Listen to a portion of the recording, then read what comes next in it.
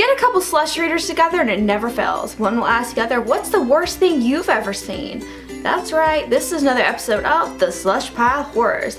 Happily, happily, happily ever afters.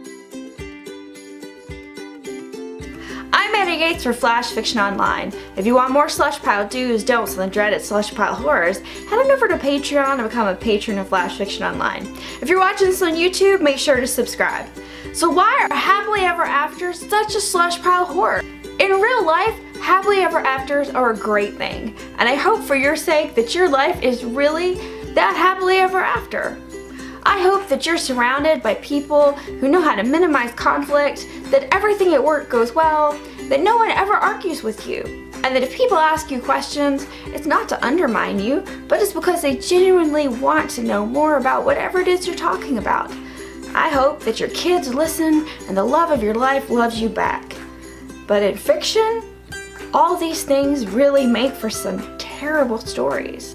But I hear you saying, there's a really big twist at the end of my story, and I'm totally gonna yank the rug out from under my character's feet or stick a knife in their back. Yeah, well, you've gotta get your reader to that point. And unfortunately, stringing together a bunch of happy events, well, it's about as exciting as watching paint dry. Why? Well, the whole point of a story is conflict. And with no conflict, there's no story. The basic premise of a story is character A wants X. But character A can't have it because reason Y. So, character A does something in order to get whatever it is that he wants. And that's how our story is set into motion. But if character A wants whatever it is and he automatically gets it, that's the end of the story. So you have two options with a happily ever after story. You just keep stringing together a bunch of really happy events and hope that your reader is so entertained by all these great, happy, wonderful, fluffy, feel-good things happening together in a row, or you just end your story. The problem with a lot of happy events happening in a row is that we're not invested in the character. You see, when characters have to overcome conflict and struggle, that's when we start to cheer for them as a character. When characters try and fail and fall on their face, that's what endears the character to the reader. But I hear you saying, everybody loves a good happy ending story. And that's true. Lots of people love a good happy ending. But if you go back and look at your favorite stories with happy endings, those happy endings are earned. They don't just start off as a happy ending, meaning they're not a happy beginning and a happy middle.